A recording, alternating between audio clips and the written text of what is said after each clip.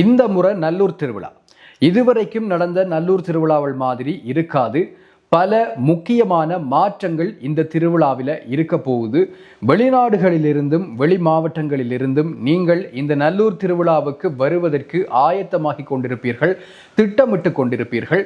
என்னென்ன விடயங்கள் இந்த முறை புதிதாக இருக்க போகிறது என்பதனை நீங்கள் அறிந்து கொள்வதற்குரிய ஒரு காணொளியாக இருக்கும். முழுமையாக பார்வையிடுங்கள். வணக்கம், நான் உமாசங்கர் ஆரூரன். என்னுடைய வலையொலி பக்கத்தை சப்ஸ்கிரைப் செய்யாது பார்த்து கொண்டிருப்பவர்கள் சப்ஸ்கிரைப் செய்து கொள்ளுங்கள். வருகின்ற ஆகஸ்ட் மாதம் 16ஆம் திகதி இந்த நல்லூர் பெருந்திருவிழா ஆரம்பமாகின்றது. முதலாவது, இந்த வியாபார நிலையங்கள் தொடர்பான சில விதிமுறைகள் மாற்றங்கள் இந்த முறை திருவிழாவுக்கு வந்திருக்கின்றது.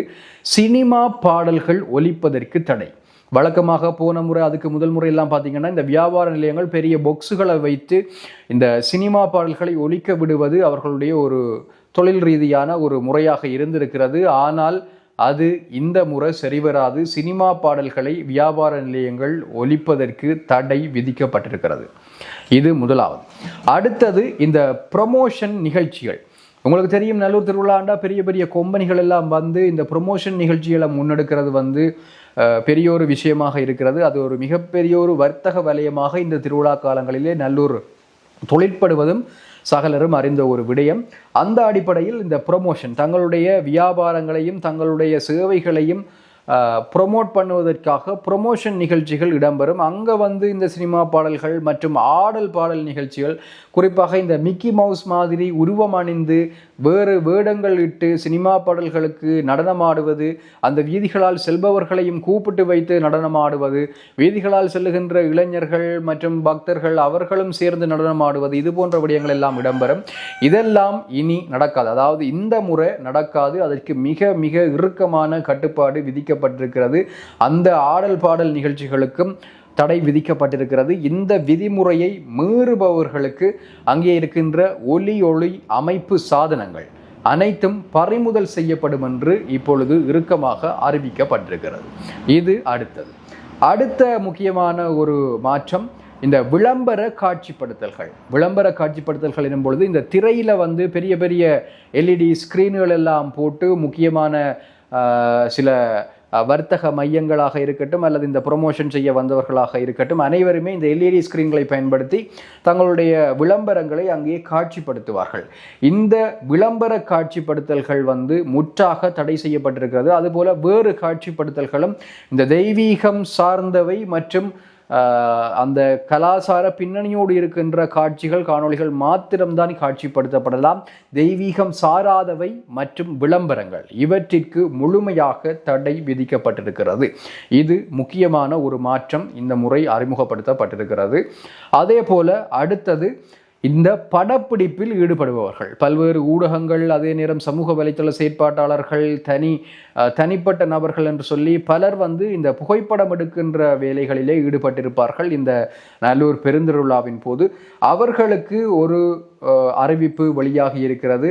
அதாவது இந்த சமய கலாச்சார நிகழ்வுகளை மாத்திரம்தான் அவர்கள் புகைப்படம் பிடிக்க வேண்டும். அதை தவிர்த்துவிட்டு தனிப்பட்ட நபர்களை புகைப்படம் எடுப்பது, அவர்களை காணொளி எடுப்பது, அவர்களுடைய புகைப்படங்கள் மற்றும் காணொளிகளை சமூக வலைத்தளங்களிலே வெளியிடுவது தவிர்க்கப்பட வேண்டும் என்கின்ற அறிவிப்பு வெளியாகி இருக்கின்றது. கடந்த காலங்களிலே சமூக வலைத்தளங்களில் இந்த நல்லூருக்கு வருகின்ற பெண்களை வந்து காணொளி எடுத்து வெளியிடுகின்ற வேலையை பல சமூக வலைத்தளங்களிலே பார்க்கக்கூடியதாக இருந்தது. அது பண்பாட்டு கலாச்சார ரீதியாக வருகின்ற பொழுது அது பார்ப்பதற்கு அழகாக இருந்தாலும் தனி நபர்களினுடைய உரிமை என்று வருகின்ற பொழுது அது விமர்சனத்திற்கு உள்ளாகி இருந்தது.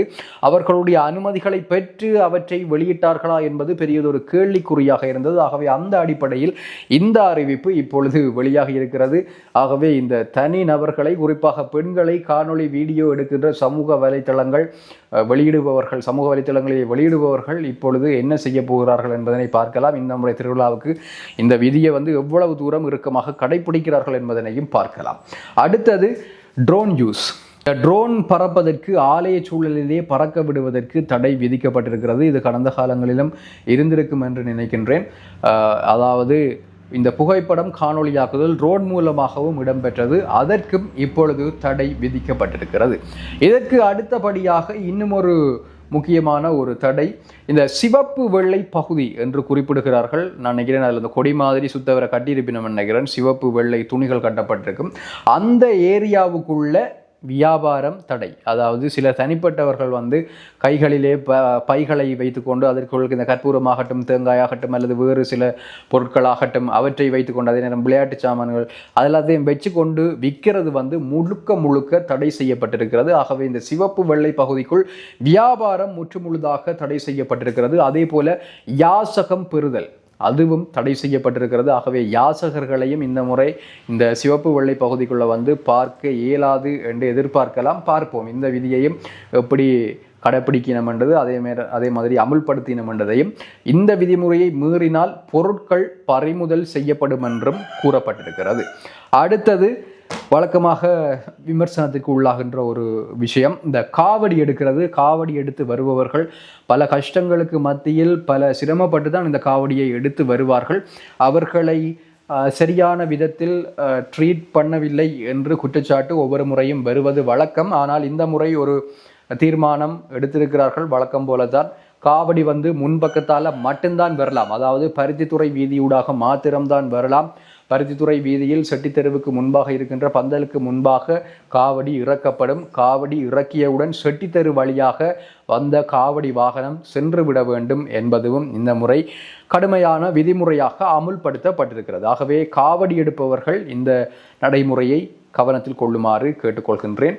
அதே போல இந்த தேர் தீர்த்த நாள் அன்று மட்டும் பஸ் போக்குவரத்து வந்து பருத்தித்துறை வீதியூடாக இடம்பெறாது. அதாவது நல்லூருக்குள்ள சங்கிலியன் சிலை இருக்கிற இடத்தோட பருத்தித்துறை வீதியால் இங்கே செம்மணி ரோட்டுக்கு திரும்பி அதுக்கு பிறகு கச்சேரி நல்லூர் ரூட்டாக பேருந்து பயணித்து யாழ்ப்பாண நகரை வந்து அடையும். ஆகவே கச்சேரி நல்லூர் வீதி பகுதியைத்தான் தேர் மற்றும் தீர்த்த தினங்களில் அன்று பஸ் வந்து பயன்படுத்தும் என்பதனையும் அறிவித்திருக்கிறார்கள். ஆகவே இதுதான் வந்து இந்த முறை நல்லூர் திருவிழாவில் பெரும்பாலான விதிமுறை மாற்றங்களாக இருக்க போகிறது. வருபவர்கள் இந்த விதிமுறைகளை தெரிந்து வைத்துக் கொள்ளுங்கள். ஏனென்றால் இந்த சினிமா பாடல்கள் ஆடல்கள் போட்டு ஆடுகின்ற பொழுது நீங்களும் அவற்றிற்குள் தெரியாமல் சென்று அதற்குள் நின்று பங்கேற்றீர்களாக இருந்தால் உங்களுக்கும் தேவையில்லாத பிரச்சனைகள் வருவதற்கான வாய்ப்புகள் இருக்கிறது. ஆகவே இந்த விதிமுறைகளை தெரிந்து வைத்து அதற்கேற்றாற் போல நடமாடிக்கொள்ளுங்கள் நல்லூர் திருவிழாவின் போது.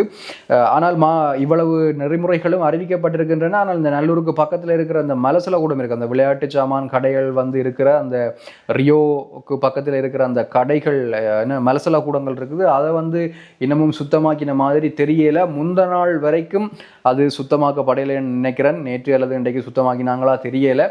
அதையும் வந்து கிளீன் பண்ணினாத்தான் வாராக்களுக்கு வந்து சுகமாக இருக்கும். மற்றது அதை பயன்படுத்துகிற கடைக்காரர்களுக்கும் சுகமாக இருக்கும். மற்றது அதை பயன்படுத்துகின்ற கடைக்காரர்களுக்கும் ஒரு பொறுப்புணர்வு இருக்கிறது. அதை இப்படி எவ்வளவு துப்புரவாக பயன்படுத்த வேண்டும் என்றது. மற்றது வெளிநாட்டிலிருந்து வர டூரிஸ்ட் வெளிநாட்டவர்கள் இருப்பார்கள். எங்களுடைய தாயக உறவுகள் வருவார்கள். அதை காட்டிலும் வேறு நாட்டவர்கள் வருவார்கள். அவர்களெல்லாம் வரும்பொழுது இப்படியான சுத்தப்படுத்தப்படாத மிக கேவலமான நிலைமையில் இருக்கின்ற இந்த மாதிரியான டொய்லெட்டுகளை பார்த்தால் எங்களுடைய நாட்டை பற்றியும் இந்த நல்லூர் யாழ் மாநகர சபையினுடைய நிர்வாகத்தை பற்றியும் என்ன நினைப்பார்கள் என்பதனை சற்று நினைத்து பார்க்க வேண்டும். ஆகவே அதற்குரிய இந்த கழிவகற்றல் முகாமைத்துவத்தையும் சரியான முறையிலே கையாள வேண்டும். இது போன்ற விதிமுறைகளை வியாபாரங்களுக்கு மாத்திரம் அமுல்படுத்தினால் போதாது. பொதுமக்களினுடைய நலன்களுக்காகவும் சேவைகளுக்காகவும் வெளியிலிருந்து வருபவர்களினுடைய வசதிகளுக்காகவும் இந்த விடயங்களை கவனிக்க வேண்டியது மிகவும் முக்கியமானதாக இருக்கின்றது என்கின்ற விடயத்தை சொல்லிக்கொண்டு இந்த விதிமுறைகள் மாற்றங்கள் தொடர்பான உங்களுடைய கருத்துக்களை பதிவு செய்யுங்கள். மற்றும் ஒரு காணொளியில் சந்திக்கலாம். நன்றி.